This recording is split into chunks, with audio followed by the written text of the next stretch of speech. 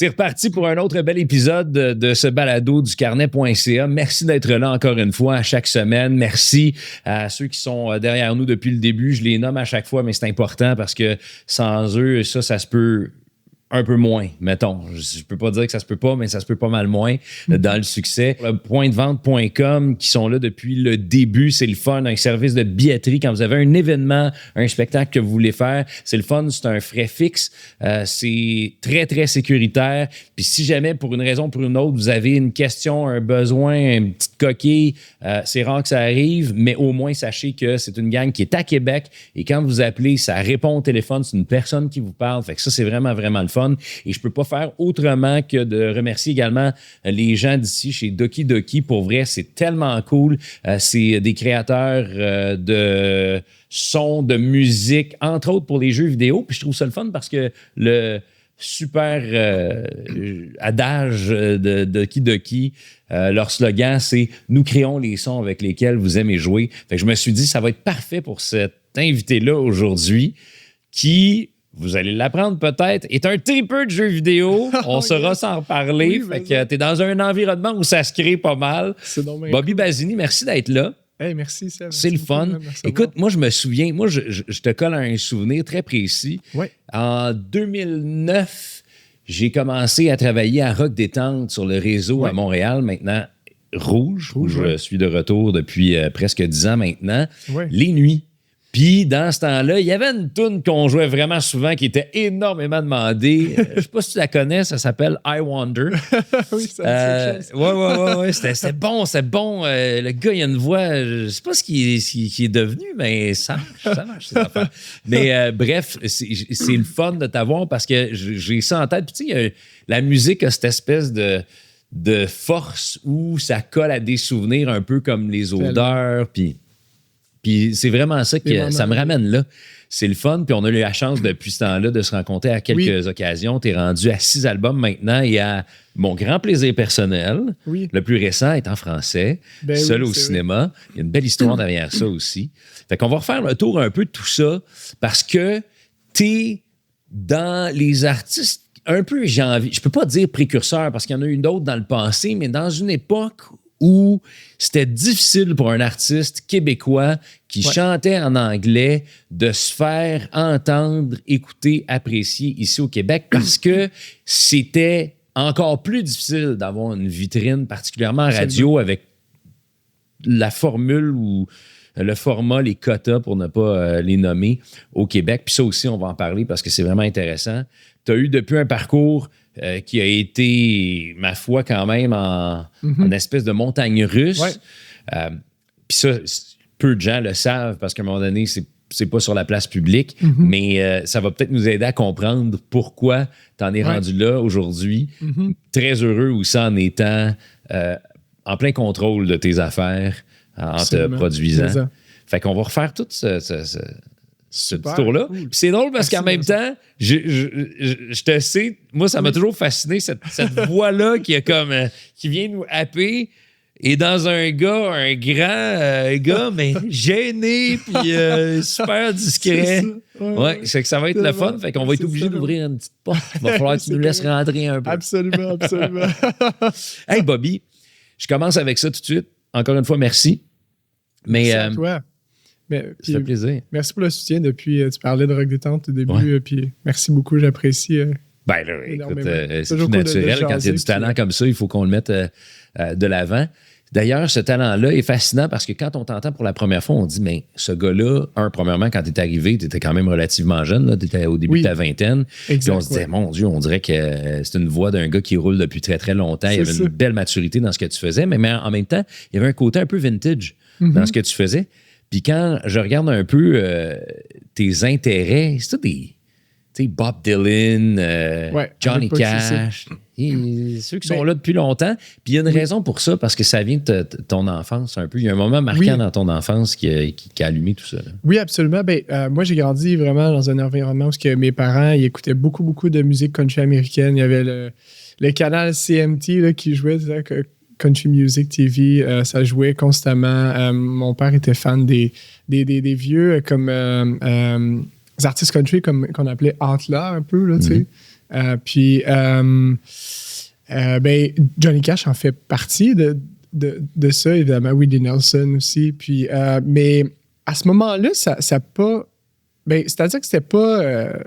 j'étais intéressé par autre chose, tu sais, dont les jeux vidéo, puis des trucs de... Comme un jeune de ton âge. C'est ça, exact. Puis la musique, c'était comme, OK, cool, on suit nos parents. Ils n'ont jamais fait ça professionnellement.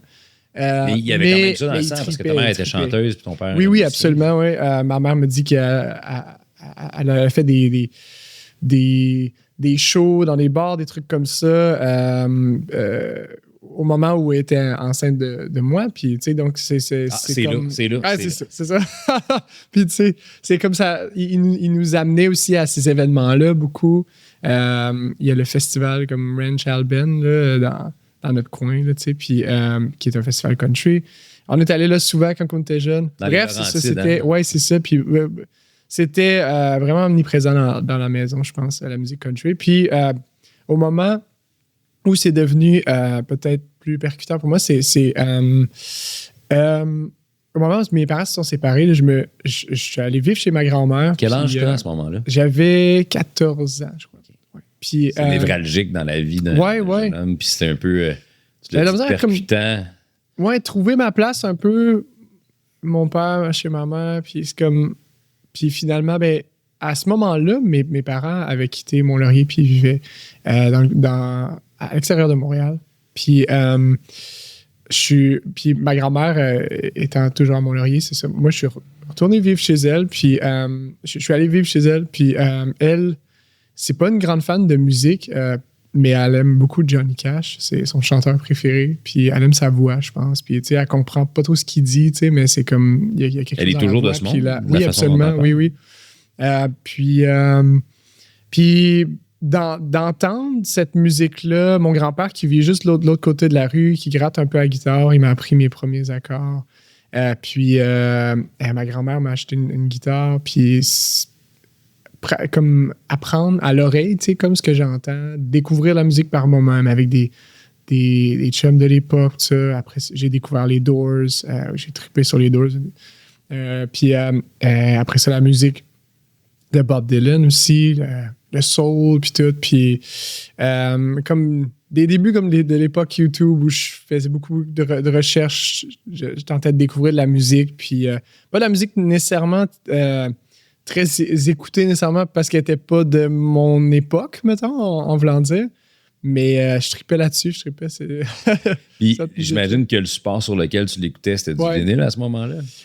Les albums de Johnny Cash, oui. Puis sinon, c'est ça, sur un ordinateur, là, puis avec l'Internet qui bloque le téléphone à ma grand-mère.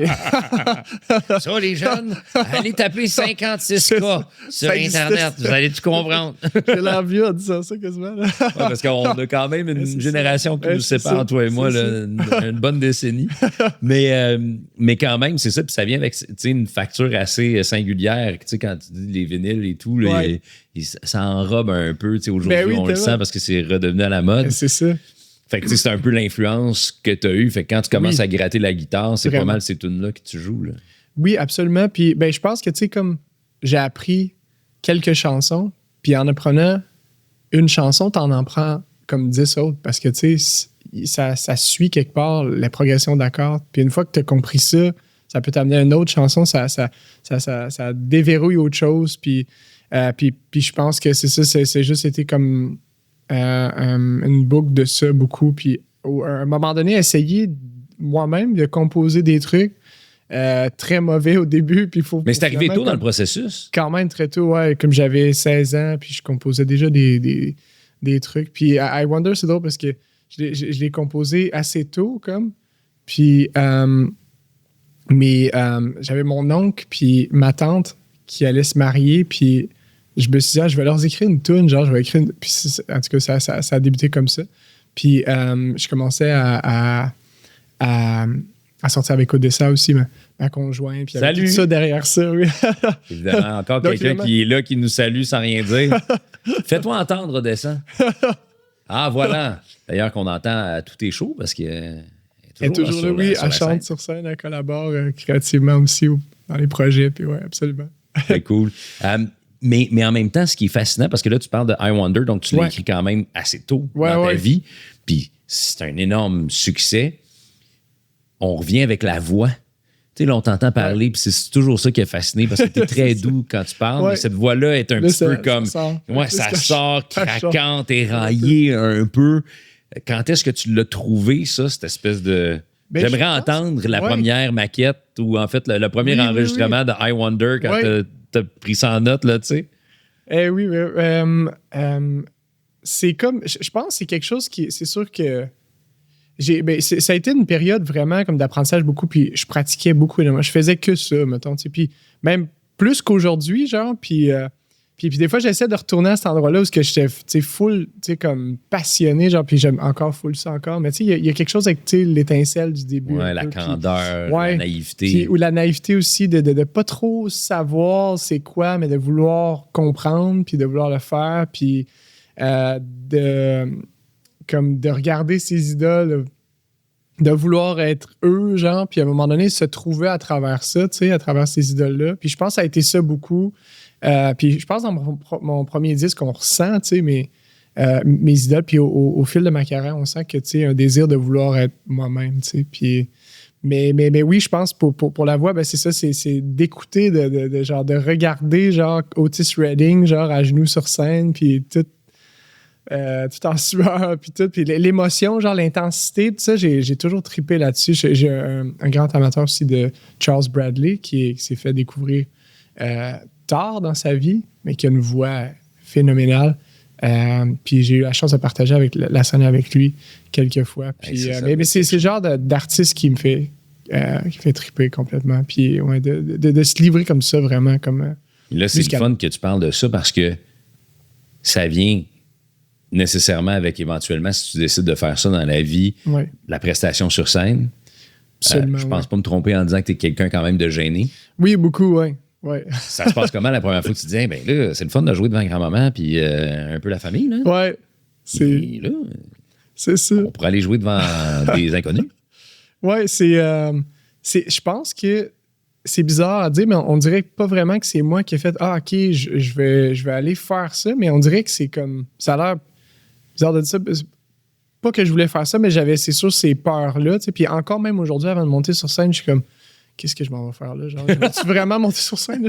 Je regarde la foule, puis j'ai comme une mini frousse de quelques secondes que là, il faut que je me reprends, je fais OK, let's go. Il faut que tu fasses un show, genre, tu sais. Puis, mais dans les débuts de ma carrière, je pense que c'est comme. Ça est arrivé un peu comme par hasard où j'étais dans un endroit, puis je pense que je me suis laissé porter par ça. Puis si je reviens, je fais le chemin en arrière, c'est vraiment ce moment-là qui m'a amené où je suis aujourd'hui encore. Puis je me laisse porter comme ça par des opportunités que j'ai, puis je me dis toujours, bon, tant que j'ai des appels, j'ai des trucs, puis je vais continuer à faire ça, puis j'aime ça. Mais c'est drôle, j'étais dans un parc à Mont-Laurier en 2007, puis je cantais à la guitare avec mon frère Kevin.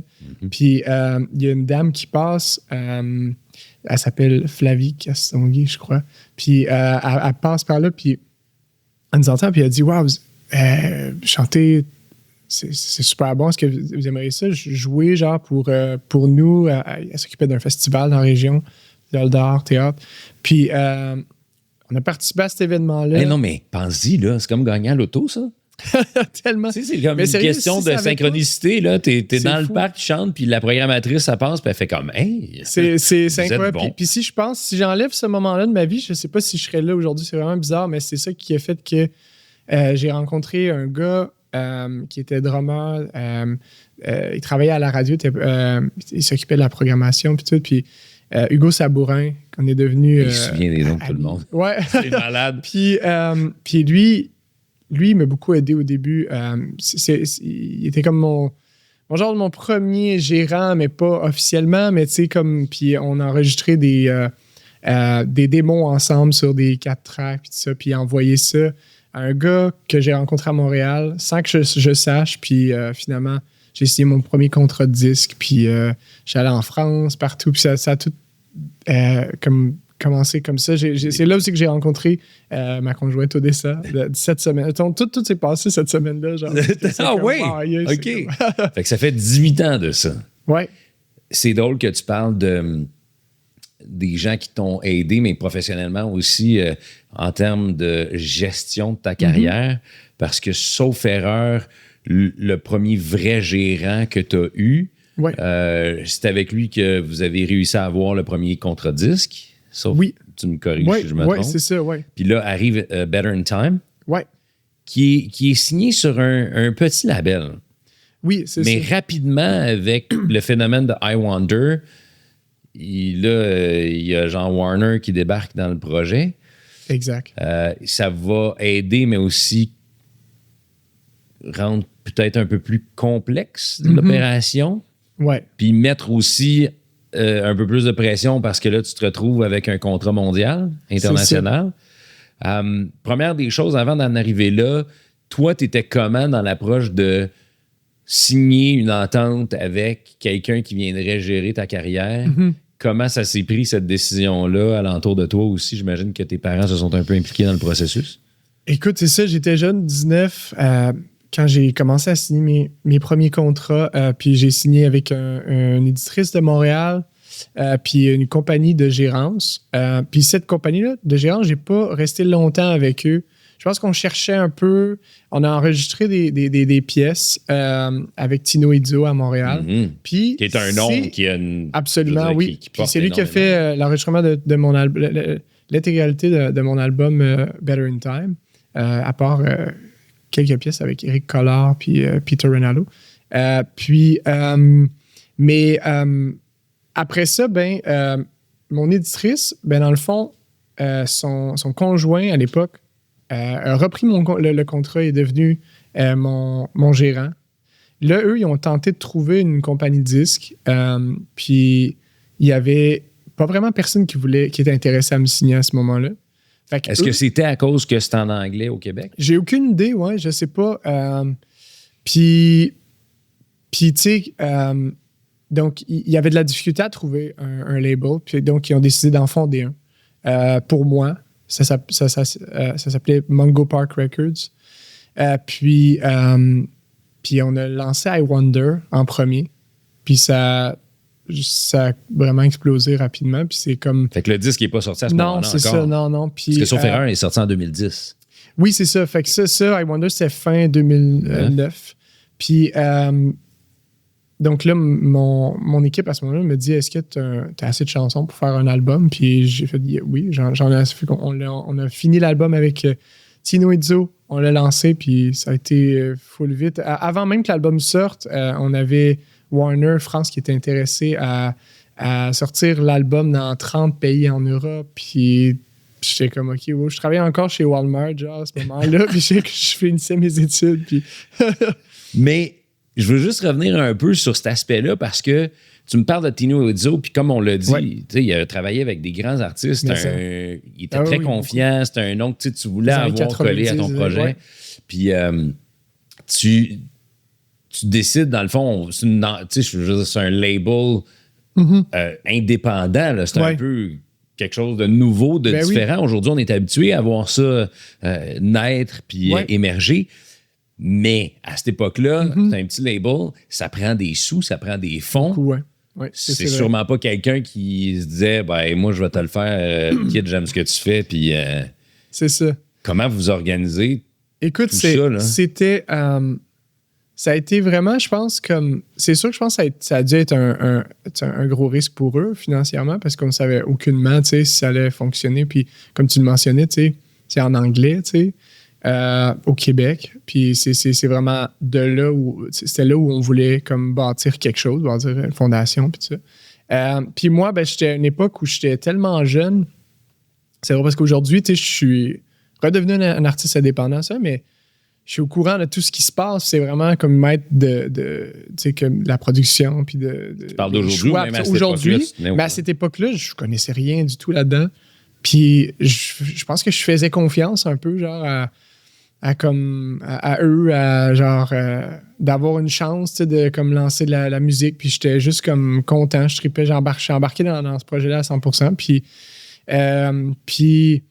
eux, à cette époque-là, c'est ça. Bon, avec l'anglais, je pense qu'ils ont joué beaucoup avec l'image. Je me souviens des premières photos, mon gérant à l'époque, César, il voulait pas qu'on voit trop mon visage, tu sais. Fait que j'étais comme un peu comme penché, puis j'étais dans l'ombre un peu. OK. Fait qu'on jouait un peu avec le... parce que... Parce que c'est pas marqué dans ta face que t'es Québécois francophone. C'est ça, exact. Puis aussi, on voulait jouer sur l'âge aussi, parce que les gens, comme quand ils m'entendaient, ils savaient pas trop quel âge j'avais, ou tu sais, fait qu'on on a joué beaucoup là-dessus. Quand j'arrivais à des entrevues, même les gens me parlaient en anglais, puis t'es francophone, genre, puis ils savaient pas trop, tu sais, comme, fait que je pense qu'avec le mystère, avec ça, c'est ça, exact, ouais. Où est arrivé le Basini dans le... ça, c'est une histoire quand même drôle, c'est dans les débuts de ma carrière, ça, j'ai rencontré, ben, c'était pas l'équipe qui a lancé Better Time avec moi, mais c'était avant ça, une équipe de gérance avec qui j'étais, puis ça a été proposé par eux, puis ils m'ont demandé si je serais comme ouvert à changer mon nom, tu sais, pour avoir quelque chose qui sonne plus international, puis j'étais comme moi... Mais Bobby, c'est ton vrai prénom. Oui, tu t'appelles pas Roberto. Là. Non. C'est ça, c'est mon prénom. On vient de casser tout le buzz. C'est ça, oui. Parce que c'est drôle parce que les gens, souvent, ils vont penser que j'ai changé plutôt Bobby que Basini. Ouais. Souvent, les gens pensent que je m'appelle Robert. Mais non, c'est Bobby. Puis, ben, c'est ça. Puis, j'avais dit à cette époque-là, ben, j'aimerais ça garder le plus possible de mon nom, je pense. Ce serait important. Puis, c'est eux qui ont proposé Bobby Basini. Puis, il avait déjà monté un petit site web. Puis, j'étais comme, OK, cool. Hein, ça le fait. Let's go. Voyez pour ça. Puis là, tu arrives avec une première chanson en anglais. J'insiste beaucoup là-dessus parce que je reviens sur le fait que, même encore aujourd'hui, c'est un frein un peu. Il faut que ce soit de la bombe là, pour qu'on réussisse. Tu en parleras à Charlotte Cardin, à Jonathan Roy. C'est pas évident, c'est ça. Peut-être que tu as déjà eu ce genre de conversation-là dans le passé avec eux, mais il fallait y croire. Je veux dire... Puis là, les plus vieux vont peut-être se rappeler, il y avait Grégory Charles qui est arrivé pas si longtemps avant, là, peut-être 4-5 ans avant, avec une toune I Think of You, quelque chose comme ça, qui aussi est en anglais. Puis là, bon, lui, il avait un nom quand même qui était connu, tu sais. Ben oui, c'est ça. Là, vous arrivez, c'est quoi la stratégie pour percer le marché québécois d'abord et avant tout? Parce que, tu sais, on le dit souvent, tu sais, nul n'est prophète en son pays, mais... Tu veux quand même commencer à prêcher chez vous un peu, quand même? C'est sûr. Oui, il y a eu Pascal Picard aussi, un peu avant. Oui. Avec... c'était quoi? Catch-22? Oui, exact, oui. Gate-22. Puis, ben... Moi, on dirait que c'est... Puis, tu sais, encore aujourd'hui, tu sais, comme... Puis, on va en parler tantôt, mais genre, tu sais, le fait de faire quelque chose en français... Je pense que, étant donné que moi, j'ai beaucoup grandi dans l'environnement, tu sais, musique anglophone, je pense... C'était même pas dans ma tête de faire quelque chose en français à cette époque-là du tout. C'était plus naturel un peu de faire quelque chose en anglais, je pense, à ce moment-là. Puis je pense que je tripais, j'étais comme, OK, cool, je peux faire un album, tu sais. Puis au-delà de la langue, pour moi, c'était juste faire de la musique. C'était ça. Puis c'est comme naturel dans ce sens-là, tu sais. Puis c'était ma quête artistique, mettons, tu sais. Puis eux, c'est quand même fascinant, c'est sûr, parce que oui, c'est un risque.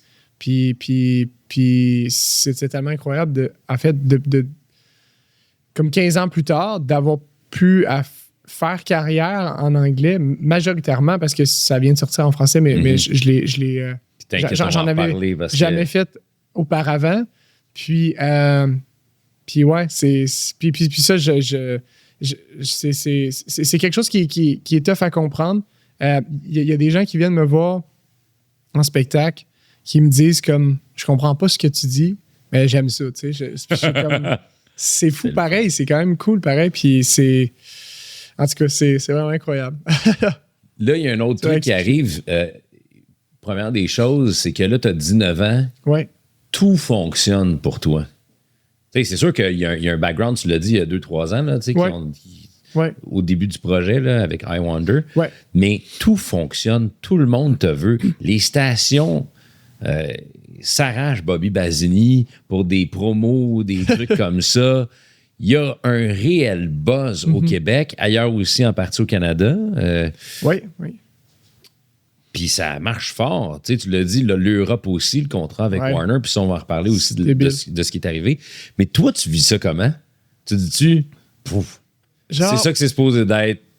c'est Easy vraiment, money. c'est Let's vraiment go. bizarre. Puis c'est quelque chose que je parle, genre, parfois avec du monde de mon âge, de mon entourage, mon Ben, ma conjointe, tout, puis mon gérant dernièrement aussi. Puis je suis comme, c'est bizarre comment, je pense qu'on dirait que je suis moins sûr de moi que je l'étais à l'époque. Je sais pas pourquoi. Je sais pas si c'est genre. T'es moins naïf, Ben, probablement. peut-être tu sais c'est plus, ça, un ouais. peu, peut-être. Puis peut-être que. Ouais, c'est dur à comprendre, mais genre, parce que je repense je pense que si je revivrais ça aujourd'hui, mais je sais pas si je le prendrais de la même façon. À l'époque, je me laissais juste comme, ah, c'est cool. Puis, tu sais, comme. Puis, j'étais pas plus.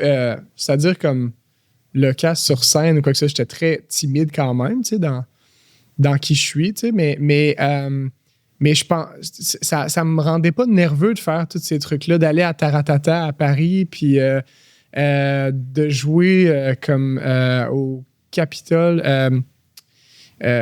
Records dans les studios à Los Angeles devant toutes les reps de genre de Les A&R. les A&R, puis c'est ça, puis chanter dans le micro de Frank Sinatra, puis aller enregistrer avec Larry Klein, puis des légendes, tu sais, comme du soul, comme Booker T. Jones, puis tout. Connais-tu Je sais genre pas pourquoi, le genre, pouls du moment, genre la mesure de ce que tu étais en train de vivre?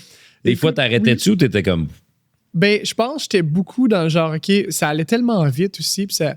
Mais aujourd'hui, c'est parmi mes plus beaux souvenirs, genre. Puis, tu sais, j'en parle, puis c'est comme, je suis vraiment fier puis content d'avoir pu vivre ça, tu sais. Puis, tu sais, même si après, tu sais, il y a des hauts, des bas dans une carrière, puis on essaie de s'accrocher à rester, tu sais, dans rester pertinent. Puis, ben, je suis content de l'avoir vraiment vécu. Puis, je pense que je l'ai vécu vraiment pleinement, puis vraiment apprécié chaque moment. Tu sais, autant de genre, quand on m'a appelé pour me dire que j'allais enregistrer mon deuxième album à Los Angeles, tu sais, avec Larry Klein au Village Recorder, qui est un studio légendaire, parce que tous mes artistes préférés que je mentionnais tantôt, ils ont déjà soufflé dans un micro. Ben, c'est ça. Puis, ben, tu sais, je suis parti en voiture avec ma conjointe, notre chien de l'époque. On a roulé jusqu'en Californie pendant 5 jours à voir le petit Hollywood en haut, là, tu sais. Puis c'est comme les frissons, puis tout. Puis genre, tu sais, vivre ça pleinement, puis tout. Puis je suis content d'avoir tout. Tu l'as savouré. Ouais, absolument. Absolument. C'est encore limpide comme Tellement. souvenir.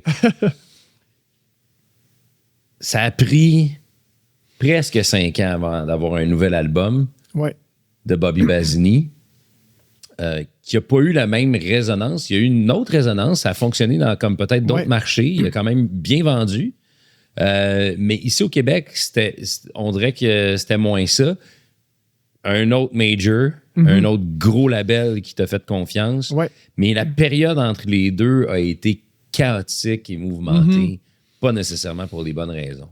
Ouais. Qu'est-ce qui s'est passé? Le changement de direction, Ouais. gérant, label. C'est ça. Ben, ça a été, moi, une période complexe un peu où est-ce que j'ai eu beaucoup de problèmes légaux, puis avec la première équipe avec qui j'étais. Puis, c'était de sortir de ça, de vivre ça à cet âge-là, à cette époque-là, c'était quand même intense, tu sais, quand même. Puis, qu'est-ce qui faisait pas ton affaire? Il y avait, ben, c'est comme, dans le fond, comme, c'est des trucs que, tu sais, comme que j'ai rarement, comme, tu sais, verbalisé ou que j'ai jamais pas vraiment parlé, tu sais, en respect pour ces gens-là, tout ça. Puis, mais parce que je suis quand même content de, tu sais, au début de ma carrière, ils ont eu un impact, tu sais, sur ma carrière, tout ça. Puis, ben, à un moment donné, c'est dommage, mais ça nous a nuit à tous, puis ça n'a pas permis qu'on puisse continuer, tu sais. Puis, eux, ils se sont séparés. Puis là, ben, ils pouvaient plus travailler ensemble. Puis elle, c'était ma compagnie de disque. Lui, c'était mon gérant. Donc, c'était des parties importantes, tu sais, pour moi, pour me permettre de continuer, tu sais. Puis, dans le fond, c'est ça. Il y a eu des poursuites, ces trucs-là. Puis, ça n'a pas été évident. Ça, ouais, c'est ça. Ça n'a pas été évident. Puis là, tu pouvais pas retourner vivre chez ta grand-mère après un autre divorce. Non, c'est ça. C'est ça. Puis, c'est drôle, ouais. C'est comme si j'avais revécu. Il y a quelque chose, c'est drôle, je t'écoute et je me dis, ça explique aussi beaucoup, tu sais, je veux dire, tu parles de ta conjointe, vous êtes ensemble depuis, tu sais, post-adolescence, là. En fait, en anglais, tu es encore un adolescent, là, tu sais, 18. Tellement, ouais. Fait qu'il y a quelque chose, j'ai l'impression, de très solide là-dedans, important pour toi, là. Beaucoup, ouais. Oui, puis ben, ça a été difficile. Puis c'est de là aussi les 4-5 années. Figurer où est-ce que je m'en vais. Il y a un moment donné où j'étais prêt à enregistrer, mais je pouvais pas sortir de musique à cause de ces problèmes légaux-là. Parce que tu aurais été obligé de le faire avec la première équipe, mais tu n'étais plus vraiment c'est ça, oui. Puis là, ben, c'est ça. Il y a, sans trop entrer dans les détails, mais il y a eu comme des trucs aussi, de l'argent aussi, là-dedans aussi, que j'étais, des trucs que je n'étais pas au courant qui s'est passé. Puis que, un classique. Ouais, c'est ça. Puis donc là, de vouloir me sortir de ça, moi, je composais quand même. On s'est acheté un condo, ma conjointe et moi, en dehors de Montréal. Somme toute, quand même, c'est des belles années dans le sens que, tu sais, tu avais réussi quand même à toucher des sous par rapport à ça qui te mettait dans une position confortable à ce moment-là. Exact. On a adopté un chien aussi, puis j'avais mon petit studio, puis je composais beaucoup, puis j'étais à la préparation de mon album Where I Belong tout de même.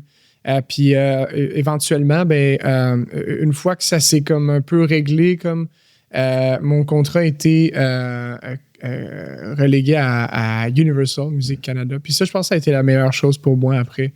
Ça m'a permis de lancer mon album.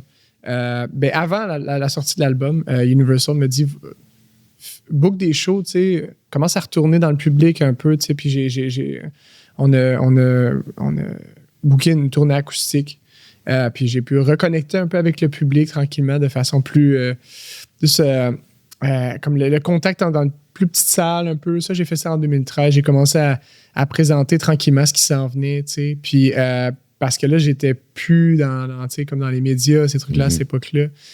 Puis évidemment, l'album, c'est ça, il y avait une attente, c'est sûr, parce qu'avec le succès du premier, tout ça, donc... puis après, je reçois un appel de Randy Lennox, qui était PDG à cette époque-là de Universal Music Canada. Puis c'est lui qui m'a signé à Toronto. Puis il m'a envoyé à Los Angeles, comme je mentionnais tantôt. Oui. Puis là, on a lancé l'album. Je sais qu'on était... ça a été mon premier et seul, je crois, numéro 1 des ventes au Canada. Tu as vendu, je pense, 100 000 copies au Canada seulement? 150, je pense. 150 000 copies quand même. Est-ce que c'était assez pour satisfaire Universal? Oui, je pense que, écoute, en fait, c'est comme bon, ça a été comme le plus haut. Puis après, les ventes de CD, c'est ça. Parce que moi, j'ai commencé c'est comme le début du déclin un peu comme oui, parce que 2011 à peu près iTunes. Oui, exact, c'est ça. Puis après 2014 je sens Spotify au Canada, 2013 2014. Les gens achetaient une chanson à la fois. Oui. Puis il y avait évidemment de la contrefaçon de la copie. C'est ça, oui. Donc quand même je suis content d'avoir pu vivre ça quand même, tu sais, l'époque du CD encore quand même. Puis tu sais t'en as signé quelques-uns. Oui, plusieurs, ouais. J'ai même des CD gravés. Oui, ça. Quelle affaire! Qu'est-ce que tu veux dire, tu sais, quand la personne vient et elle n'a pas conscience du geste qu'elle pose? Mais ça, pour vrai, c'est drôle parce que c'est pas si loin de nous autres, mais tout évolue tellement vite qu'on oublie ça. Et on gravait nos CD, puis là, les gens venaient en toute naïveté te demander de signer ça. Eh oui, qu'est-ce que tu veux? C'est comme si tu avais copié ta cassette, là, mais tu réagissais comment, toi? Écoute, je me souviens que ça m'est arrivé quelques fois. Puis au début, j'étais comme, qu'est-ce que je fais? Genre, est-ce que je dis non ou genre... Et en même temps, je suis comme, qu'est-ce que tu veux, tu sais? Merci, tu sais. Merci de l'écouter, tu sais. La personne est dans le show, fait qu'elle a payé ses étiquettes. Exact, c'est ça. Madame, je vais signer votre billet, pas de votre CD gravé. Puis on va prendre une photo aussi. On va prendre une photo. On fait un colleur si vous voulez. C'est ça. J'ai un t-shirt. C'est bon. Puis c'est drôle parce que ça aussi, c'est un album qui a pas eu de rayonnement radio au Québec. Non. Tu sais, parce que celui d'après, où tu fais comme l'hommage à Leonard Cohen. Ouais. Là, il y a eu quand même, tu sais, Blood, Sticker and Water. Il y a eu surtout C'est la vie aussi qui a bien roulé. Ouais. Cette période-là où tu te dis, mais voyons, qu'est-ce qui se passe? Tu sais, la disque, ça va super bien, mais les radios... C'est drôle, ouais, je sais. T'as posé-tu des questions? Ben, je sais que dans l'équipe, on se disait, c'est sûr que, tu sais, parce que moi, j'ai toujours eu. Je pense que c'est peut-être parce que je me suis toujours situé un peu. Je sais pas comment l'expliquer, mais comme dans le milieu ou dans le sens que j'ai jamais été complètement, genre, à fond dans le pop, tu sais, mainstream, tu sais.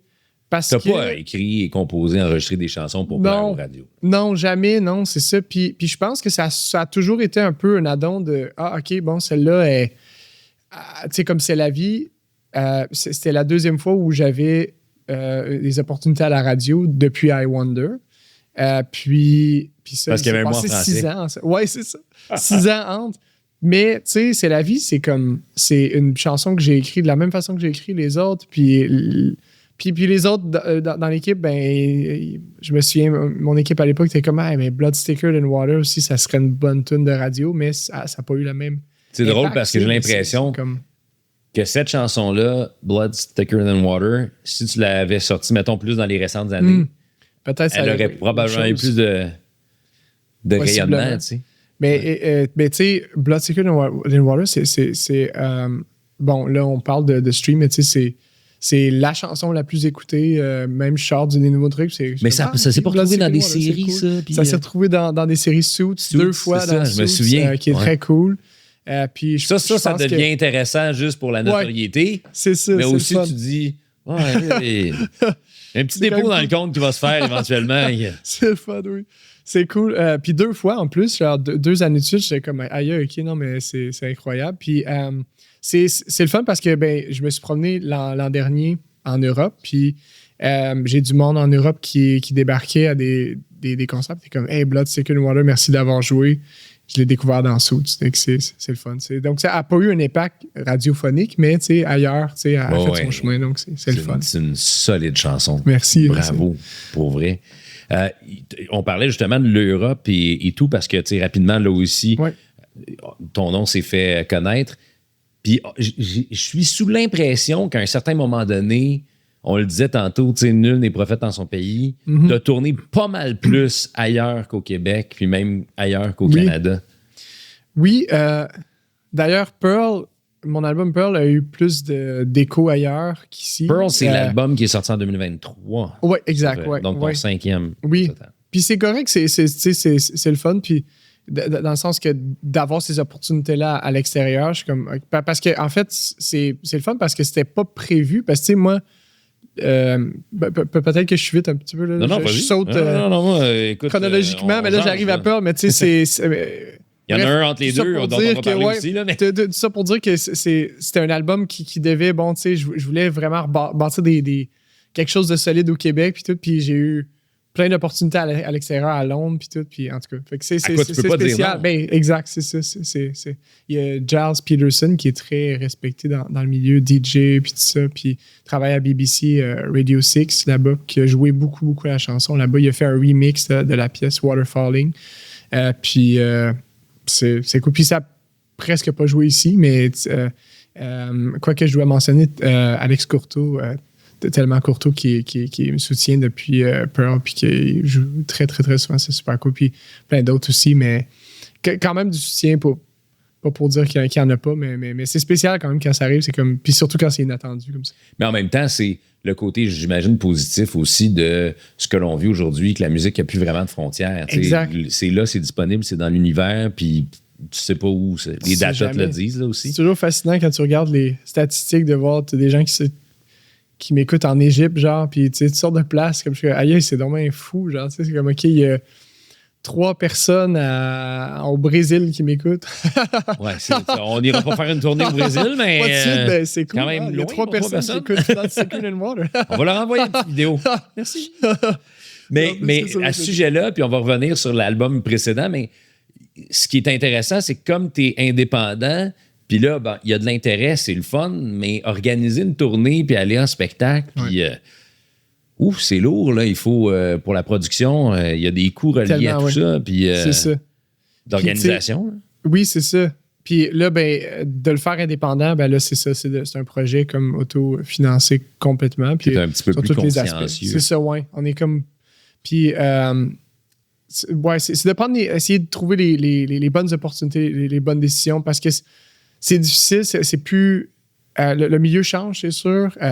On découvre beaucoup à travers les réseaux sociaux. La musique, le streaming est très important. Puis, donc, d'aller jouer dans un bar, genre, je sais pas, à Paris, où c'est cool d'être à Paris, mais il va y avoir du monde. Ça va avoir un impact. Ou si je vais jouer là, est-ce que ça tu sais, comme tu dépenses tout ça, puis au final, tu sais, c'était cool d'aller à Paris, mais est-ce que ça a valu la peine, genre? C'est ces petits trucs, on se fait des vacances, on ira chanter un peu, ça va peut-être plus se balancer. Exact. Ben, si tu le prends comme ça... Faut que tu le vois autrement. Moi, je suis un voyageur. Overcoming objections, c'est ça qui arrive. Exact.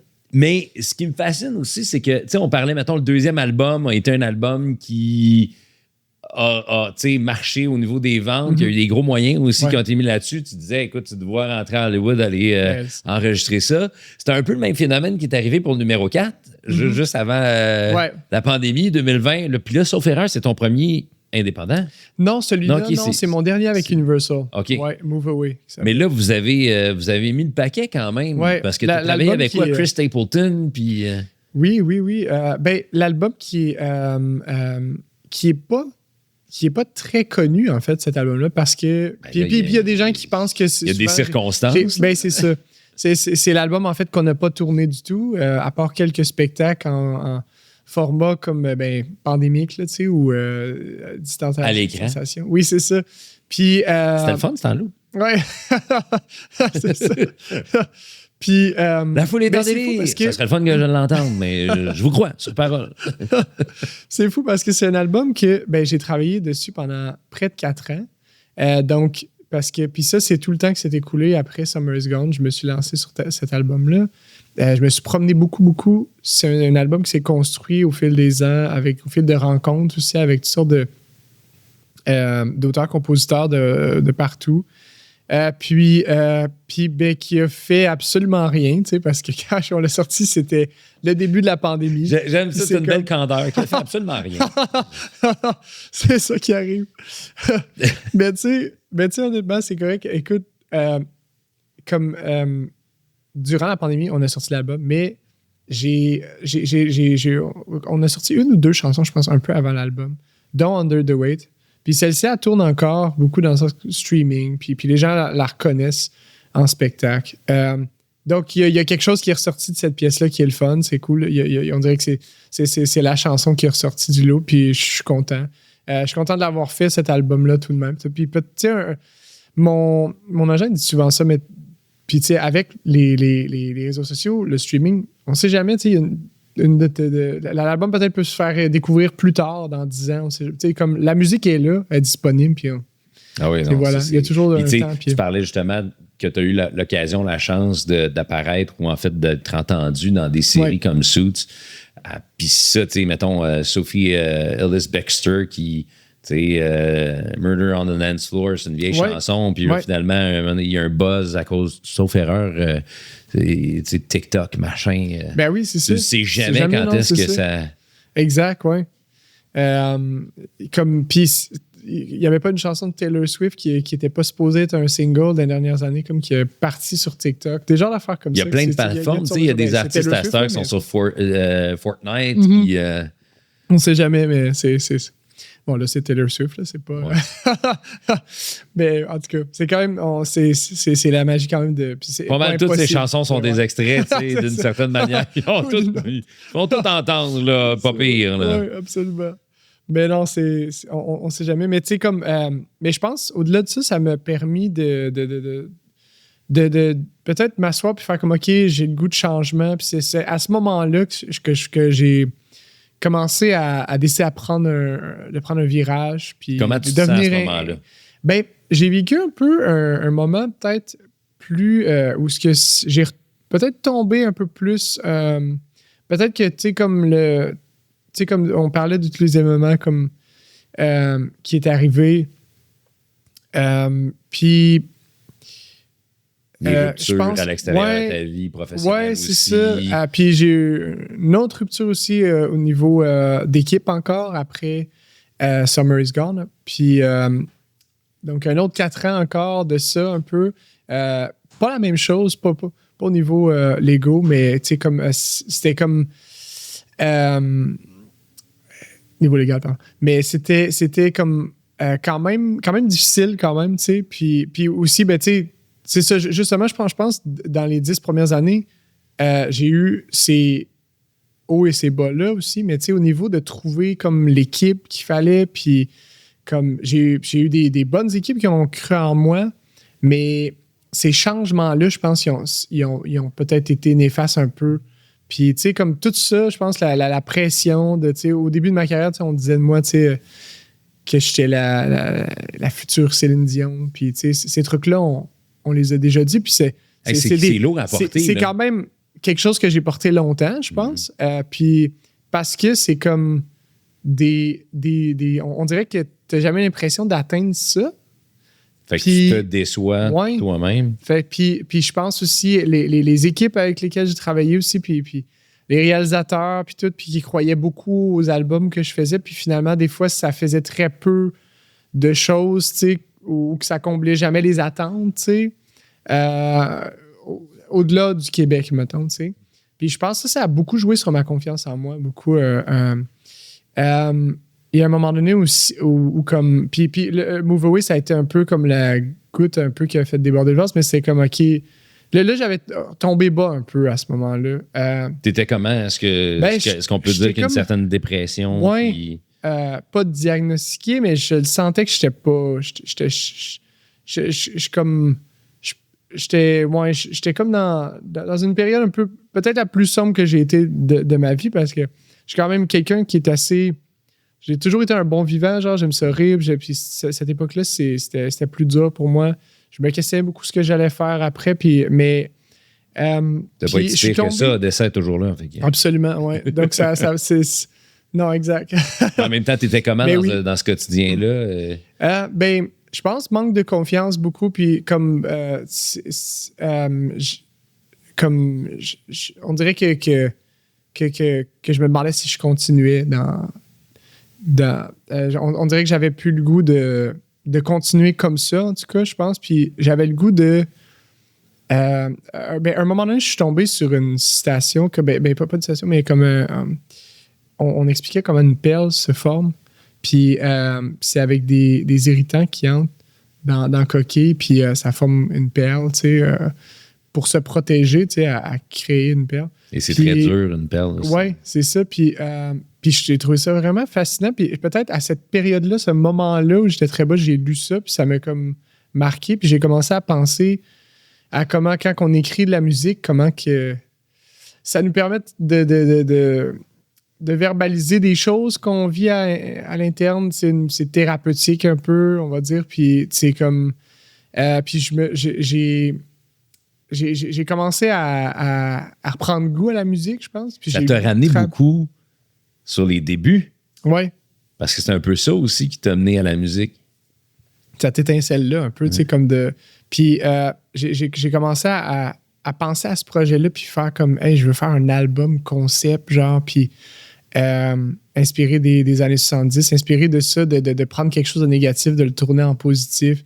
Puis c'est ça un peu que les auteurs-compositeurs font souvent, tu sais, avec les mauvaises expériences. Souvent, tu sais, on dit, quand ça va bien, j'écris pas, genre, tu sais, puis c'est des choses que je vis aussi, puis quand ça va mal, ben là, il y a plein de choses à dire, tu sais, c'est comme... Puis ben, je pense la musique, c'est quelque chose de beau, genre, fait que c'est ça, prendre ces expériences négatives-là, le tourner en quelque chose de beau, de musical. Puis je voulais que ça soit quelque chose d'artistique. J'avais le goût de... parce qu'avec les années, tu sais, avec les équipes, j'essayais beaucoup comme d'amener des éléments comme créatifs, artistiques. Dans tous mes albums, il y a quelque chose... Puis, tu sais, il y a une part de moi, tu sais, l'artiste intérieur, mais c'est sûr, il y a une part aussi de, tu sais, je travaille avec Universal Music Canada. C'est eux qui investissent, puis c'est sûr qu'ils ont des choix à eux autres aussi à faire là-dedans. Donc, c'est pas complètement la vision que j'avais tout le temps. Mais là, j'étais comme, OK, là, je deviens indépendant. J'avais terminé mon contrat avec Universal, puis j'étais comme, je pense que on est quoi... Là, parce que l'album 2022, est sorti 2023, ouais, 2022. Ouais, on est en 2022. Puis c'est drôle parce qu'il y a beaucoup de choses là-dedans aussi parce que tantôt, on a sauté un peu, mais dans la rupture qui est arrivée au niveau contractuel pour Better in Time, Ouais.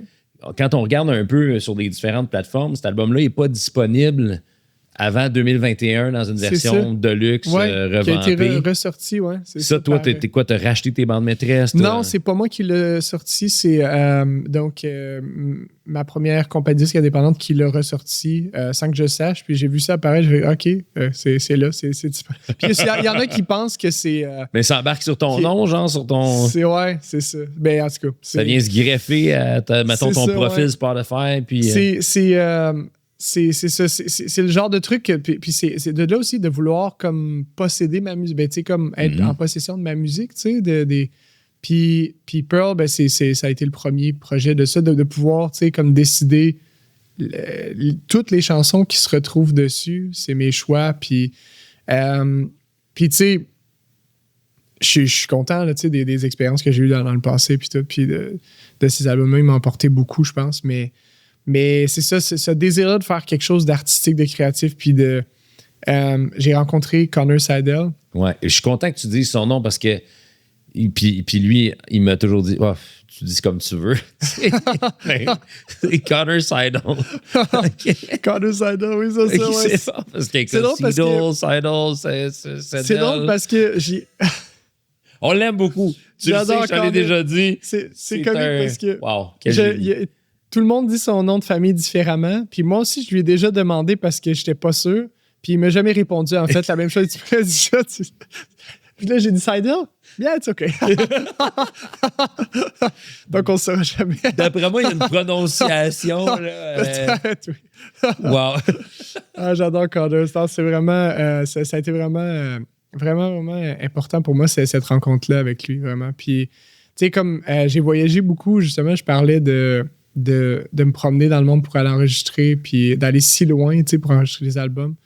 Puis pour au final faire comme, hey, il y a Connor Seidel qui vit à 10 minutes de... Ben oui. Qui vit pas, mais qui a un studio dans lequel il travaille, le Treehouse, puis il est là toutes les semaines. Puis pour vrai, je le dis, là, c'est un génie, ce gars-là. Ah, vraiment, vraiment. Il y a une facture à lui. Puis d'ailleurs, je vous recommande fortement d'aller écouter l'album 1969 Collective. Excellent. C'est extraordinaire. Pour vrai, là, tous des artistes que vous connaissez, qui ont chacun leur univers complètement différent les uns les autres, mais que Connor ramène dans le sien, puis ça crée une homogénéité. C'est vraiment le fun. Donc, très, très heureux quand j'ai vu, que tu travaillais avec lui pour Seul au cinéma. Oui. Mais qu'en plus, ça deviendrait ton premier projet francophone en carrière. Ça a pris 5 albums, donc ce 6e-là pour arriver à ça. Puis c'est drôle parce que dans la préparation de ça, quand on arrive, je vous pose certaines questions. Puis je demande souvent, mettons, raconte-moi une anecdote de ta carrière. C'est j'en ai pas qui me viennent. Mais l'anecdote de ta carrière, c'est Seul au cinéma, mais surtout dans la conceptualisation, puis comment est venue l'idée. Ça en est une, c'est vrai. Ça, ça c'est savoureux, mon gars. Explique-nous. Ben, je suis comme... Ben, si je reviens un petit peu en arrière, dans le fond, c'est Connor qui me dit « Est-ce que tu as envie de chanter en français, genre? » Puis c'est un anglophone de Montréal. Puis, il parle super bien français aussi, mais je trouvais ça cool que ça vienne de quelqu'un qui a un background plus anglophone. Puis à ce moment-là, on travaillait sur Pearl. Puis là, je me disais, je pense que oui, je veux le faire, mais je veux faire Pearl, c'est un album en anglais. Parce qu'on t'avait déjà entendu chanter en français à plusieurs occasions. Oui, à quelques Entre autres, tu as chanté avec Félix Leclerc. Exact, oui. Ouais, même s'il est décédé à peu près l'année où t'es né. T'es né après même, il est décédé en 88. OK. Tout un modèle 89? 89. Oui, c'est ça. Puis oui, c'est ça. On s'entend que c'est la magie là, qui a fait que vous avez fait le duo. Le petit Train du Nord, Le Train du Nord, c'est ça. Puis, mais oui, c'est ça. Ben, à quelques occasions, des fois à la télé, mais bon, jamais pour un disque. Puis, donc, Pearl, je voulais que ça soit uniquement en anglais. Stone of June, c'est la continuité. Puis, je me suis dit, mais je lui ai dit, j'aimerais ça le faire pour un projet. Donc, tu sais, parce que j'ai l'impression de genre, ben, tu sais, comme j'avais offert plusieurs albums en anglais, fait que je voulais pas prendre un raccourci, que tu sais, je voulais faire un album au complet en français. C'était ça le défi. Puis je me suis lancé là-dedans. Il y a eu plusieurs faux départs, dans le sens que je pense qu'au début, je doutais beaucoup, je pense. C'est comme... De ton écriture? Ben, j'étais tellement dans une bulle anglophone, je doutais de moi un peu. Genre, je me demandais si j'en étais capable, mais aussi comme... pourtant, même si je suis francophone, tu sais, québécois, c'est ma langue maternelle, mais j'ai l'impression qu'il fallait que je fasse ce déclic-là en dedans de moi de faire comme je suis capable de le faire, genre, tu sais, puis de me faire confiance, puis de me tourner vers la musique francophone pleinement, puis, tu sais, m'imprégner de la culture un peu plus, peut-être, écouter un peu plus, sortir de ma bulle anglo un peu. Puis plusieurs faux départs, mais à un moment donné, j'ai dit à Connor, bon, parce qu'on avait déjà commencé à écrire, puis là, je pense que je vais me concentrer sur Pearl un peu, parce qu'il venait tout juste de sortir, puis nous, on était déjà là-dedans, dans d'autres choses. On a écrit beaucoup, beaucoup de matériel ensemble. Puis, j'ai pris une pause, je suis allé en tournée pour Pearl. Puis, on a fait la tournée des salles au Québec, dans l'Ouest canadien. Puis, à un moment donné, on était à Saint-Eustache, dans une salle de spectacle au Zénith. Puis, il y a un cinéma aussi à l'intérieur.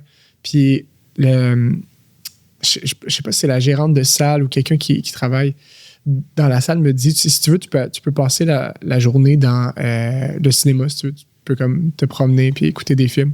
J'ai comme, OK, nice, c'est cool ça. Parce que les journées sont longues quand même. Faire là. ce que le monde rêve de faire ou ont déjà fait. Genre, je suis allé revoir un film, j'ai payé mon billet puis le haut avant de sortir. Faites pas ça à la maison. Faites pas ça à la maison. C'est tellement difficile de mettre du monde dans le cinéma, faites pas ça. C'était dans l'ancien temps, ça. Puis là, on t'a donné la permission. Oui, mais ça, imagine. fait que là, petit popcorn, puis...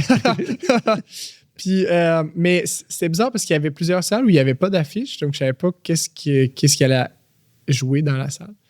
J'entre dans une salle, puis il n'y a pratiquement personne, une journée plus pluvieuse. Puis, dans quel genre de cinéma tu t'es retrouvé? C'était bizarre. Donc, littéralement seul au cinéma. Puis donc, j'arrive dans une salle où, genre, c'est en plein milieu d'un film d'horreur épouvantable, genre, puis comme, je sors... C'est un film de Kung Fu Panda. Finalement, j'ai resté dans ce film-là.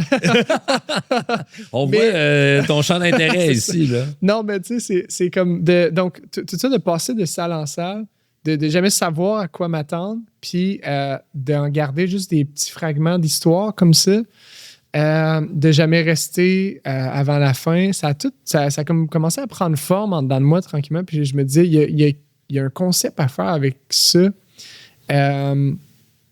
Puis j'ai commencé à mijoter sur ce projet-là, de penser à un concept alentour de ça, où je pense à, tu sais, comme, puis tu sais, je veux pas que ça soit perçu comme ça, parce que je pense à, tu parles, tu sais, comme que je suis timide, ces trucs-là, mais quand j'embarque sur scène, moi, j'ai toujours l'impression de...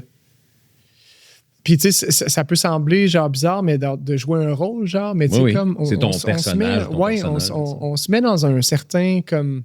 Faut faire un show, faut donner un spectacle, puis je le vois comme ça un peu. Puis je pense qu'il y a un aspect, je pense, cinéma un peu, tu sais, dans ça. Même si on est vrai, du principe qu'on s'en va voir Bobby Basini. Ouais. Et non Bobby Bazinet. Mm-hmm. C'est un peu... c'est juste... Ou genre, tu sais... Ben, tu sais, l'alter ego de plusieurs artistes. Bob Dylan, tu sais, Lady Gaga, tu sais, bon... Puis moi... Lady Gaga, c'est pas son vrai nom. Elle chante nouvelle, c'est fou. Je sais. Puis, mais, tu sais, comme au début de ma carrière, j'ai changé de nom. J'ai chanté dans une langue qui n'est pas la mienne, puis tout. Puis tu sais... Puis je me suis vraiment trouvé...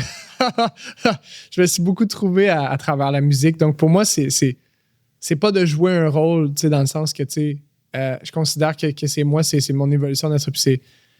Puis la musique anglophone, la musique qui m'a inspiré, c'est mes racines beaucoup, tu sais. Mais il y a cet aspect-là quand même cinéma, bref. Puis tu sais, de se promener salle en salle, puis de chercher un peu une direction pour un album, tu sais, comme on passe d'un univers à l'autre un peu. J'ai commencé à mettre ça ensemble, puis je me suis dit, ça pourrait être cool comme concept d'album. Puis là, tu dis ça à Connor, puis mais oui! Exact. Mais oui, on le fait. Faut faire ça. Je le connais pas très J'adore bien, parce pour que- vrai. On s'est mais juste c'est parlé une exactement couple de lui, fois, ça. mais c'est vraiment l'impression qu'en parlant avec d'autres gens que j'ai, ça a l'air un peu d'un hyperactif, là. Oh my C'est God. effervescent là, à ce niveau-ci du corps. Là. Ah ouais, Là, je vraiment. fais comme, j'ai tellement imaginé. Là. Le seul autre gars que j'ai rencontré qui shake toujours de la patte comme ça, même en studio, les deux, on est tout le temps comme hyperactifs. Moi aussi, j'ai ça. J'avais un ami. J'allais manger chez eux, puis c'était souvent le vendredi. C'est drôle. Quand j'étais au secondaire, puis c'est drôle, je salue Patrick Lajoie. J'adore. Sa famille m'avait un peu adopté, mais eux, tu sais, il y avait une façon de faire. Genre, les lundis, ils mangeaient telle affaire, le mardi, ils mangeaient telle affaire. Puis moi, j'allais tout le temps le vendredi. Fait qu'on mangeait toujours des burgers, tu sais. Okay. Je me souviens de ça, il était excellent, soit tout en passant. Puis moi, à un moment donné, je me souviens, je branlais de la pâte comme ça. Puis, là, à un moment donné, je les entends. Bon, c'est qui a le tapia? Mais moi, j'ai aucune idée, c'est quoi le tapia? C'est donc Fait que bon. qu'est-ce qui se passe? Hey, c'est qui shake la pâte? Oh, c'est moi. Fait que je te comprends. C'est comme ça qu'on garde notre my God. taille. That's it, svelte. c'est ça. That's Ben oui, it. c'est On ça. brûle du gaz. On C'est brûle comme- du c'est gaz, comme ça. ouais, c'est ça. Écoute, puis, mais non, mais Connor, c'est fou, ouais, son énergie, son torque qu'il a, il est genre, il est comme tellement comme enthousiasmé que des fois, t'es comme, aïe, tu sais, comme, puis moi, je suis full emballé par ces projets-là, puis on dirait presque qu'il est quasiment encore plus que moi, genre, puis comme, c'est complètement fou, parce que, tu sais, comme j'ai travaillé avec plusieurs réalisateurs, puis tu sais, comme, j'ai eu des super belles expériences, mais je pense que Connor, c'est celui qui est le plus investi comme dans un projet que j'ai jamais vu. C'est incroyable. Le ownership, là. Incroyable, vraiment, comme la dédication qu'il met comme corps et âme, là, vraiment, dans son projet, comme si c'était le sien, en fait. Puis là, tu as commencé à le défendre, ce projet-là. Là. Tu es en tournée là, présentement. C'est comment d'aller interpréter tes chansons en français? Ben, là, ça commence à mieux. C'est sûr que c'est mon premier projet en français. Les premières notes en spectacle sont en français. Donc là, c'est comme... on vient de faire les premiers spectacles, très peu. Puis les premiers sont comme... Ben, on fait fébrile, c'est normal. Puis là, ben, hier, je pense que c'est un des premiers où j'ai fait « OK, cool, là, je me sens bien, je me sens en contrôle. » Puis comme... Je suis vraiment fier du spectacle, de l'équipe qui l'a fait aussi. On a un super beau Ton public spectacle. t'a donné son saut d'approbation. Oui, absolument. Puis là, c'est comme une de ces belles soirées où c'est comme un blend de la foule, la salle, puis nous qui est là à 120%, puis la team de feu. Je suis vraiment content. As-tu des échos de la France, d'Europe? Oui, un peu. Oui, on a eu comme quelques magazines indépendants, puis tout ça. Puis on y va vraiment comme... parce que bon, c'est ça, je suis un artiste indépendant, donc tu sais, on le fait comme, je pense, avec les ressources tu sais, qu'on a beaucoup, on y va avec, tu sais, comme indépendance, on a commencé à collaborer avec une équipe là-bas, puis Commotion qui s'appelle, puis puis c'est cool, on a commencé à avoir des petits échos, c'est encore petit, mais on a le désir de travailler, puis de pousser ça, parce que c'est sûr que j'ai encore ce rêve-là, c'est sûr, j'aimerais beaucoup. J'aime beaucoup l'Europe, puis je suis allé dans le passé, l'an dernier justement, puis j'aime ça jouer là-bas, j'aime la culture, puis j'aime voyager à la base, fait que j'aimerais beaucoup, c'est sûr. Comment t'es reçu dans ces endroits-là où quand t'étais la saveur du moment, tout le monde voulait que tu viennes les voir? Est-ce qu'il te reste des contacts de ça? Est-ce qu'il y a des gens qui te sont fidèles dans l'industrie ou dans les médias même qui te permettent encore d'avoir cette vitrine-là quand tu as quelque chose à promouvoir? Ben, écoute, c'est... le truc qui arrive, c'est que là, on repart beaucoup presque à zéro parce que c'est vraiment le premier album, tu sais, avec lequel j'ai été signé avec Warner. Puis on a fait plein de trucs super, dont on jouait à l'Olympia. On a joué la maroquinerie. On a joué à des super belles places. J'ai fait la première partie de Milo. J'ai fait la première partie de Charles Bradley. Puis, tu sais, mais tu sais, ça, c'était dans le début. Là, 15 ans sépare tout ça, tu sais. Donc, c'est sûr que... puis là, ben, je suis indépendant. J'ai fait un virage musical. Donc, c'est un peu de reconstruire un peu beaucoup. Puis avec Pearl, ça a été vraiment les premiers comme depuis cette époque-là, les premiers échos, les premières opportunités comme que j'ai commencé à avoir donc comme l'intérêt comme de BBC Radio 6, qui est une radio un peu plus comme champ gauche un peu, puis ils ont joué beaucoup Pearl. Je trouvais ça vraiment cool. Puis là, ben, j'ai des gens là-bas qu'on a engagés qui sont...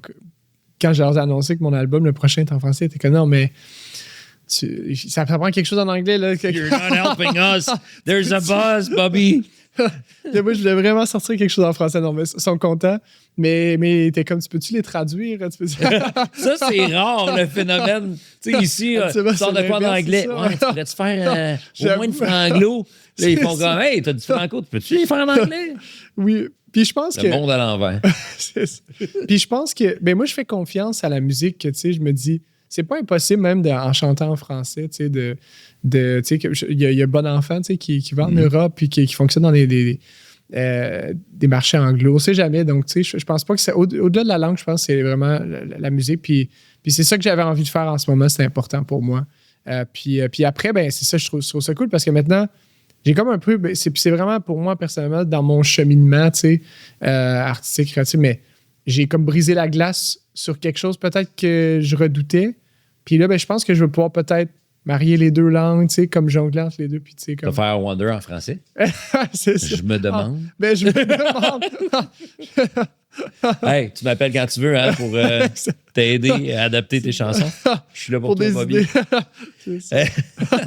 Puis qui t'entoure? Parce que tu dis on a engagé du monde là, on a engagé là. Comment ça marche ta structure là, présentement? Ouais.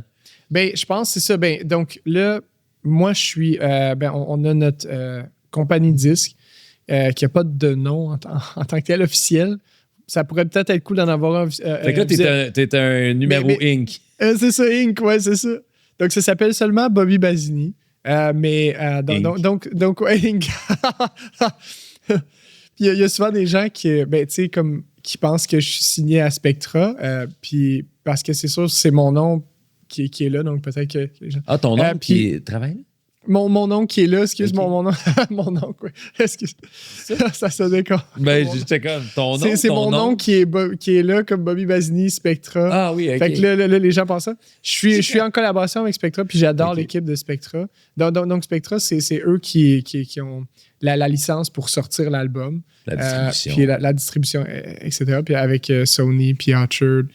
Puis je suis content d'avoir tombé sur eux. C'est vraiment c'est quand même un groupe cool. CH. Mais ouais, c'est ça, ouais, c'est cool. Ils ont des beaux bureaux. Puis, mais c'est le fun parce que, mais tu sais, vraiment, c'est mon projet, tu sais, c'est mon album. Je fais tout ça un peu dans l'ombre, un peu après, je leur arrive avec ça. Puis s'ils sont intéressés à le sortir, oui, non. Puis sinon, ben... Puis j'aime ça, cette structure-là. C'est important pour moi, vraiment, d'être maître un peu de ce que je fais, puis créativement. Puis je trouve ça fun parce qu'on est vraiment sur la même longueur d'onde avec eux, Spectra. Puis j'aime beaucoup l'équipe. Puis après, ben, ce qu'on fait, c'est qu'on engage des gens, puis tranquillement, ben ça, Bobby Basini, ben, Inc., tu sais, comme commence à avoir plusieurs ressources, comme plusieurs, avec des gens qui travaillent pour nous depuis plusieurs années ou qui se sont ajoutés avec le temps. On travaille avec Torpire pour la radio, qui ont une superbe équipe.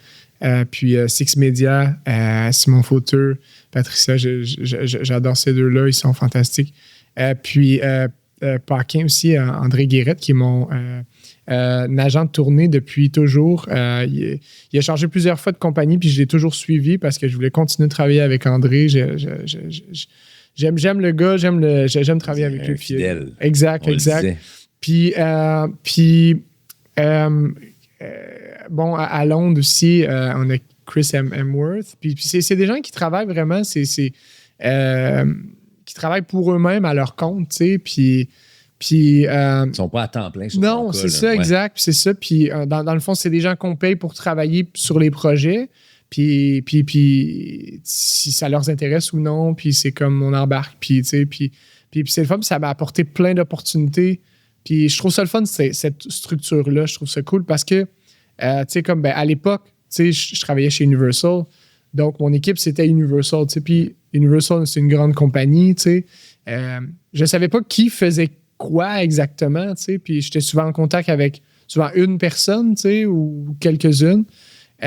Mais c'est le fun de pouvoir savoir qui fait quoi. Genre, tu sais, OK, bon, lui, il s'occupe de la radio, tu sais, lui, il s'occupe de booker les tournées. Puis lui, il s'occupe de, tu sais, trouver des entrevues, tu sais. Puis après, ben, tu sais, comme même des petites choses que, genre, peut-être qui n'est pas intéressante pour genre, le public, mais tu sais, pour moi, ça l'est de faire comme où est-ce que les albums sont imprimés, tu sais. Puis est-ce que je peux y aller? Voir. C'est ton côté geek, ça. Ouais, c'est mon côté geek. Genre, tu sais, est-ce que tu peux en imprimer juste un avant d'en imprimer 300 pour que je puisse voir qu'est-ce que ça a l'air? Oui, Bobby, il va coûter cher, cet album-là, par exemple. Lui, oui, apparemment, Spectra m'a dit que j'étais l'artiste le plus picky, maintenant, qu'ils ont rencontré. C'est quand même un niveau assez... Ils font dire que c'est pas un compliment. Non, mais dans le sens où, genre, mettons... Genre, je vois les couleurs, puis je suis comme, c'est pas exactement ce que j'avais en tête. Il dit, retourne dans le sud, Bobby, on va faire les photos. C'est ça. Mais tu sais aussi, au-delà de ça aussi même, puis Valérie, le même aussi, qui est la même chose que moi. Donc, on est un peu les deux nightmares de Spectre. Mais Valérie est fantastique. Valérie Lemay, c'est une illustratrice, elle fait graphisme, tout ça, puis elle est vraiment... très rigoureux, genre, puis tu sais, comme pour ces trucs-là, c'est perfectionniste, genre, puis comme moi, je suis un perfectionniste, peut-être trop des fois, puis ça, mais des fois, ça peut être dur de travailler avec moi à cause de ça. Mais ça vient d'un désir de juste comme faire quelque chose d'autant parfait qu'on peut se permettre de le faire, je sais pas. Pour le public qui vont, tu sais, comme acheter l'album, qui vont aller se le procurer, ben je veux que ça soit comme au-delà, comme si c'est possible, comme de leur qui rouvre l'album. Puis en même temps, de nos jours, c'est des fois, c'est comme il y a très peu de gens qui le font encore, tu sais, puis que j'ai plein de vinyles qui dorment chez moi qui sont pas vendus, mais c'est ça, c'est comme ça. Mais si tu veux, je peux t'en acheter un. Là. Moi, oui. Ça serait cool. Je prendrais la collection en vinyle. Je suis sûr que Bobby Basini, ça sonne très bien. Fait que notez ça. Je vous laisserai mon adresse. Je suis sérieux, là. Je prendrais des vinyles de Bobby Basini. Hey, juste tant qu'à être dans des moments cocasses puis rire, on arrive près de la fin de notre conversation. Ouais, mais... je te disais tantôt qu'on est dans un environnement, ils font de la création sonore et aussi de jeux vidéo, entre autres. Oui. Donc, je comprends que tu es un gros gamer puis que si tu n'avais pas fait de la musique, peut-être que c'est un domaine qui t'aurait intéressé. Mais je t'ai taquiné en disant que tu es un geek pour une raison. Parce que je te demandais, qu'est-ce que tu as dans tes listes d'écoute? C'est quoi la musique que tu écoutes? Puis, je t'ai répondu une question plate un peu, je pense. Non. J'ai dit, ben, peu importe ce que les gens ont envie d'écouter. mais le gamer en lui écoute. J'ai dit de la musique de jeux vidéo. Ouais. Je sais, oui. Comment un musicien comme toi, fou, hein? Qui chante aussi bien, peut écouter de la musique en midi? La musique. Non, mais pour vrai... Je suis empathique. Mon fils est un gamer et un tripeux. Et la musique, à part du lo-fi occasionnel qu'il écoute une fois de temps en temps, il écoute la musique de jeux vidéo. OK, cool. C'est probablement la seule personne sur qui je vais tomber. OK, cool. Nice. Toute la journée, je prie avec ça. Toute la journée. Sinon, c'est des podcasts de jeux vidéo. Twitch pis tout. Ben, je pense que c'est bizarre parce que je pense que ça vient un peu du fait que, pour moi, en tout cas, personnellement, la façon que je le vois, c'est parce que je fais tellement de musique, puis que je peux pas toujours être... Tu sais, comme, on dirait que ça me sort de ce que je fais un peu. C'est comme... genre, je sais pas, j'essaie de penser comme à quelqu'un qui fait toujours ça dans la vie. Est-ce qu'il tu sais, comme même dans ses temps libres, tu sais, il va en faire aussi. Peut-être, il y en a que oui, mais pour moi, on dirait que j'ai besoin d'un genre de break, de genre que, tu sais, puis en même temps, ça te ramène aussi, tu sais, comme la musique, on s'attache à des souvenirs, tout le kit. C'est comme ça que je t'introduisais tantôt. Ouais. J'ai l'impression que tu vas chercher un peu de nostalgie là-dedans. Oui, beaucoup. C'est bizarre parce que j'aime encore beaucoup jouer, gamer, mais des fois, je pars un jeu, genre, puis je joue 5 minutes, puis finalement, je fais comme elle est tellement bonne, la musique, puis je laisse la manette là, puis je lis un livre, genre, en écoutant la musique. C'est spécial, hein? Je vais peut-être avoir 36 ans, je sais pas. Gamer à 36 ans, je sais pas. Mais bon, là aussi, je suis retourné à l'école. Dans le but de terminer mon secondaire. Félicitations. Merci. C'est pas peu dire, mon gars. Merci, Bravo. je suis vraiment content de le faire. Puis je suis en train je suis comme un petit peu plus qu'à mi-chemin, disons, puis ça va bien. Ça va très bien. 436? Ouais, c'est ça. Je sais, les jeunes ne comprennent pas ce que ça veut dire. C'est les maths forts, là, en secondaire 4. Mais ouais, non, c'est ça. Là, je suis direct des maths, c'est ça. Puis j'ai terminé le français. Je le fais à distance. Puis ça s'intègre bien en tournée avec ce que je fais. Puis bref, c'est ça. Écouter de la musique jeux vidéo, c'est cool parce que c'est de la musique instrumentale. Ça te ramène à ces années-là? C'est le fun parce qu'il y a comme quelque chose de... c'est bizarre parce qu'avant, j'étudiais pas, je travaillais pas à l'école, mais je gamais beaucoup, genre. Puis là, j'étudie en écoutant de la musique de jeux vidéo. Il y a comme un genre. Mais tu vois, dans ta tête, là, c'est l'élément, c'est l'hormone du plaisir là, qui s'active. C'est vraiment bizarre, mais j'ai l'impression que ça me stimule. Il y a quelque chose qui est fort. C'est parfait. C'est parfait. Puis ça me rend nostalgique un peu de cette époque-là que je la retrouve pas nécessairement en jouant, on dirait de la même façon. Mais avec la musique, on dirait que ça me ramène. Parce qu'il y a trop de boutons, ces manettes à cette heure. C'est pareil. C'est plus quoi faire avec ça. C'est drôle parce que le premier instrument avec lequel tu es en contact, c'est celui que tu joues devant les gens, la guitare. Ouais, la guitare. Tu te considères comment comme guitariste? Moyen, là. Non, ça va. Pour vrai, non, écoute, je pense que c'est plus genre le manque de confiance de genre... Tu sais, comme, mettons, il y a Connor récemment, tu sais, qui me disait, tu devrais faire un solo dans cette chanson-là. Puis je suis comme, t'es-tu malade? Genre, solo, c'est ça. Je suis vraiment pas solo du tout. Puis là, mais c'est le genre d'affaire que, tu sais, en studio, j'en ai fait, tu sais. J'ai joué toutes les parts de guitare sur les albums. Mais j'arrive en live devant du monde, je peux pas. Contenté à faire une coupe d'accords. Non, t'es capable, fais-le, puis tout. Mais... Je sais pas, c'est comme... Je me considère plus comme un chanteur, je pense. C'est là où j'ai l'impression d'être vraiment en assurance, puis d'être capable de cette confiance-là, je l'ai moins avec les instruments de musique. Puis, mais c'est des instruments où, tu sais, c'est vraiment important pour moi, puis c'est vraiment le pompe avec la création, tout, mais vraiment, c'est comme... c'est avec la guitare que, tu sais, comme je me raconte, les mélodies, je les écris, puis tout ça. Puis c'est vraiment...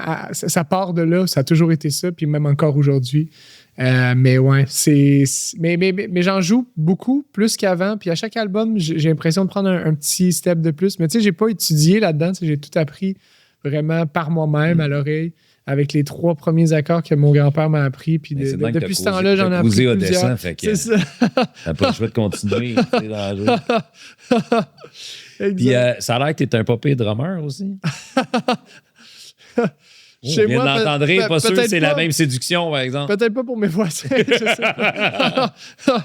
Mais ouais, c'est que là, il est plus installé chez moi, mais un bout de temps, je l'avais installé dans mon garage. Pour me rendre compte que finalement, c'est fort dans la rue, là, beaucoup quand même. Je l'ai fait. J'ai comme arrêté de. Le gars un peu discret. On vit comme en montagne. J'ai dit, ah oui, on m'entend beaucoup. Mais j'adore jouer du drum. C'est comme défoulant. C'est le fun. Ils se font électronique hein, aussi. Juste avec oui, c'est vrai. Hein, ça pourrait être pas pire. Peut-être. Pour Noël. C'est ça. Puis, mais j'adore cet instrument-là. J'ai toujours été fasciné par les drummers. J'ai le kit justement de Questlove. J'adore Questlove. Puis c'est un de mes drummers préférés. Les disques de D'Angelo.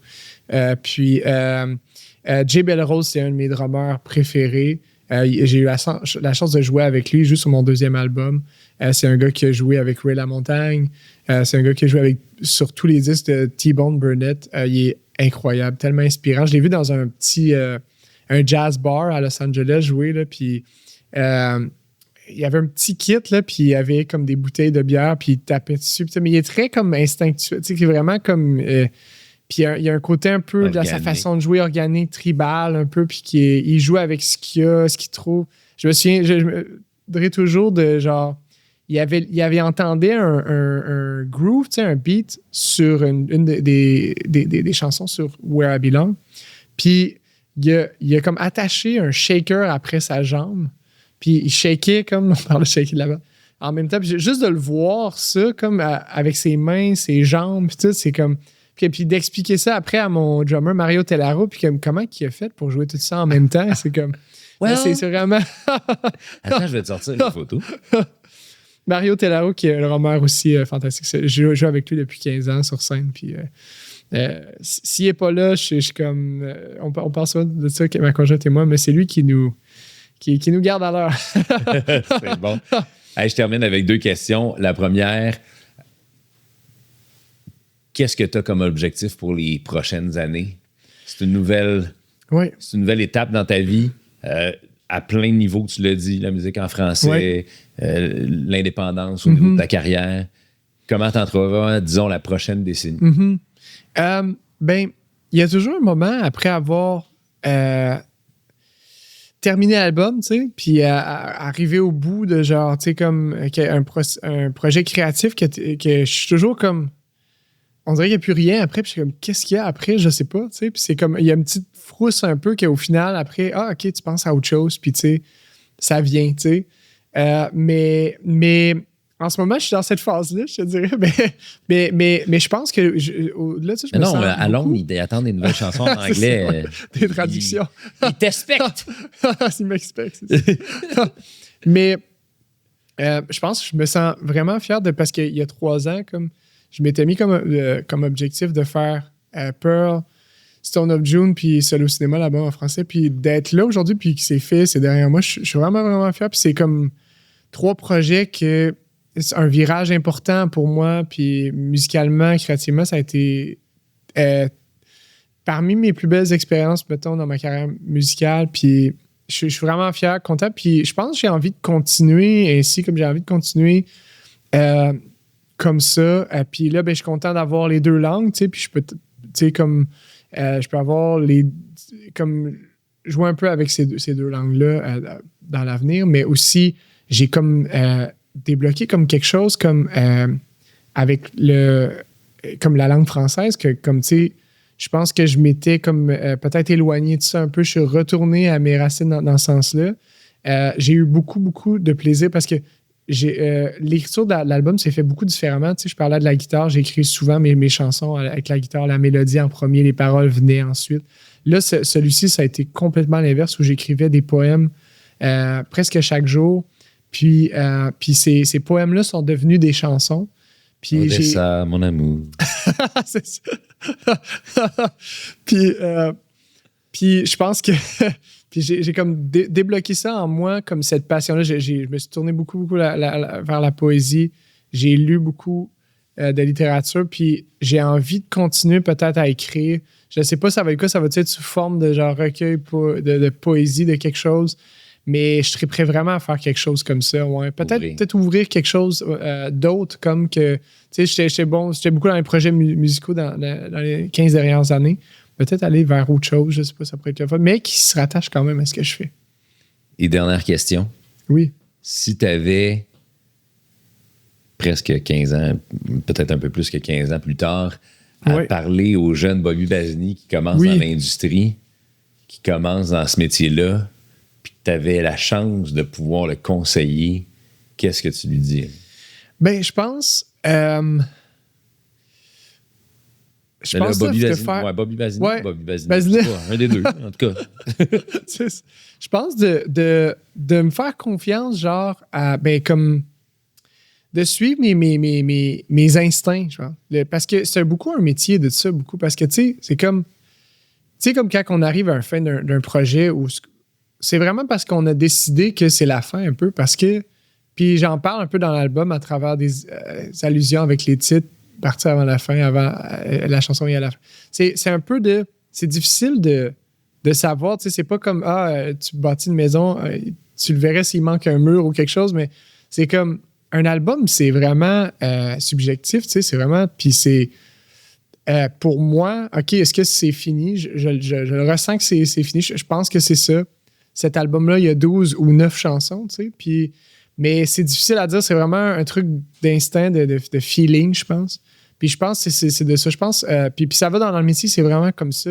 Tu sais, comme de faire comme. Puis c'est quelque chose que je fais de plus en plus, je pense. Puis tu sais, comme. Avant, je cherchais longtemps de où est-ce que j'avais le goût de faire. Puis je doutais un peu.